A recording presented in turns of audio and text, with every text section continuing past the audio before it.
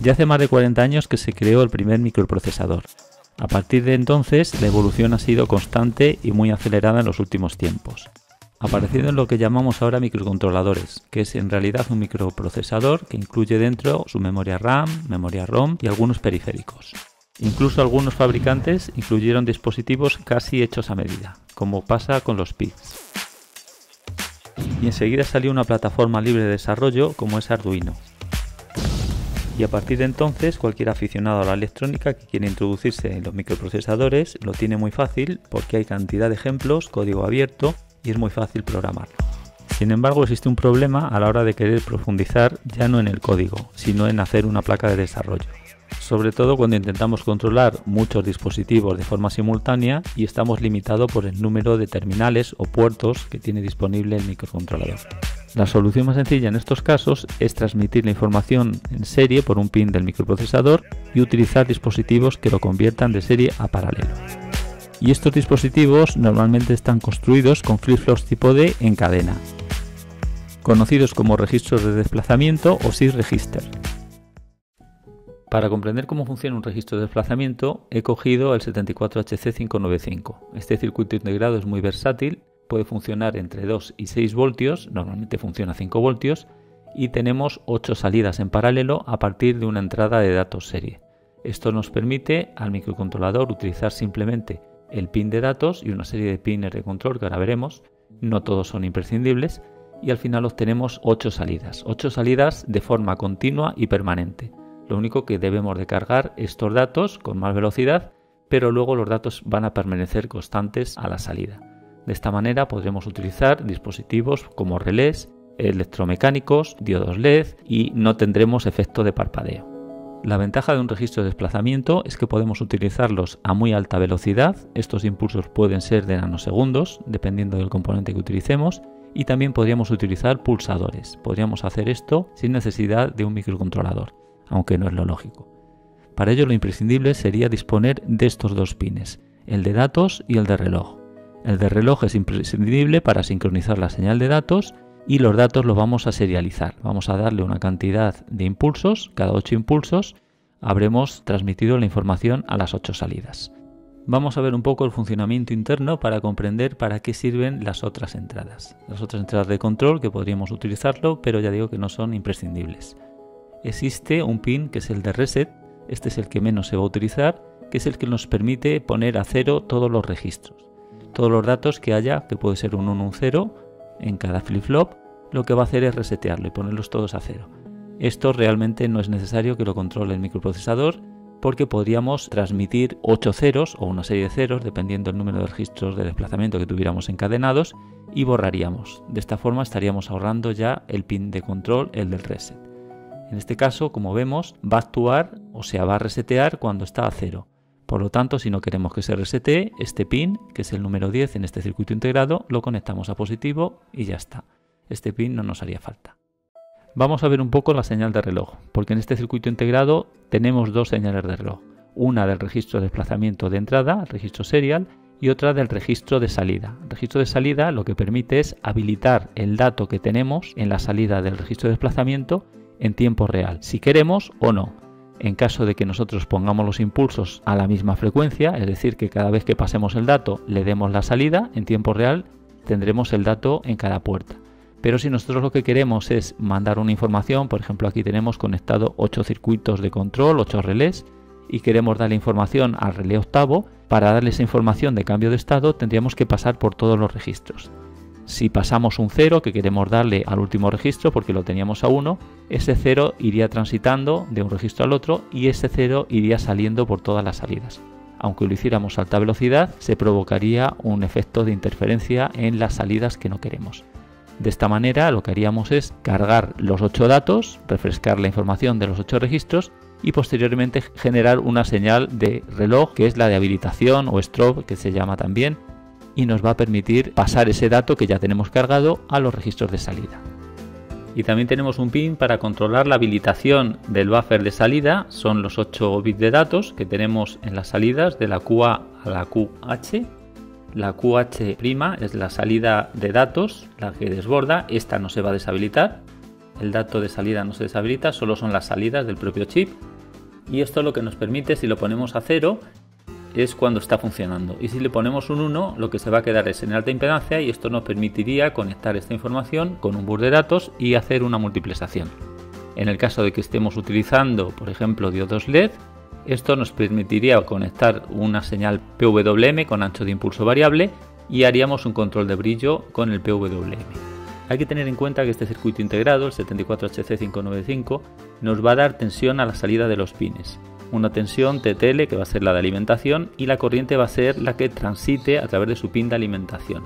El fabricante no aconseja absorber más de 70 mA a las salidas.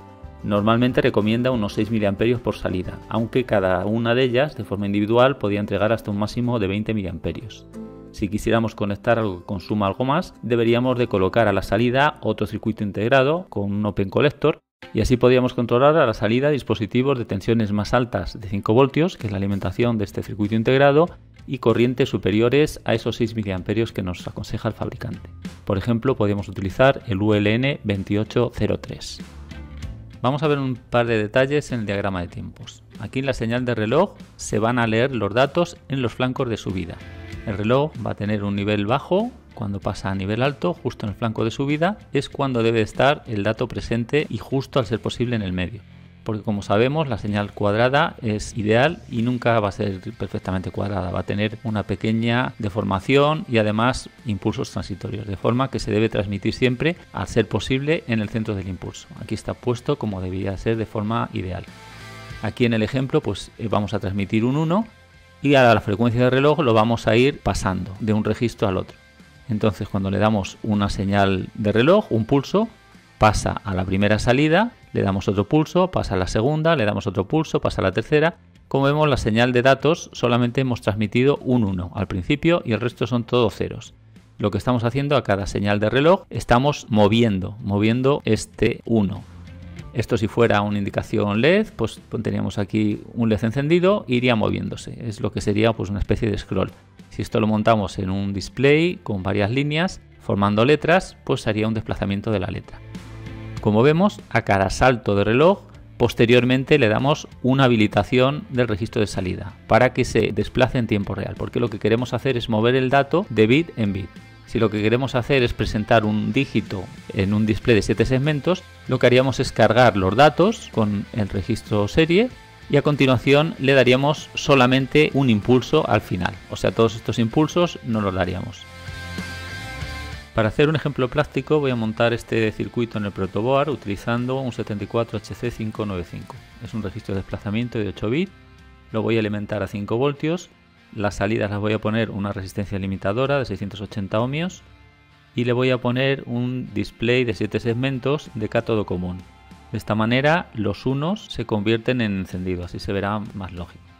Aquí está la tabla de codificación numérica. En caso de que quisiéramos encender el 0, tendríamos que iluminar los segmentos A, B, C, D, E y F.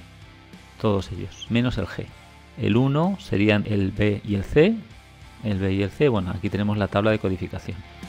Como podemos ver, estos son 7 bits y el octavo sería el punto decimal. De manera que con cada dígito podemos codificar en una tabla del microprocesador un byte. Con cada byte codificamos y si queremos el 0 lo convertimos en este valor binario.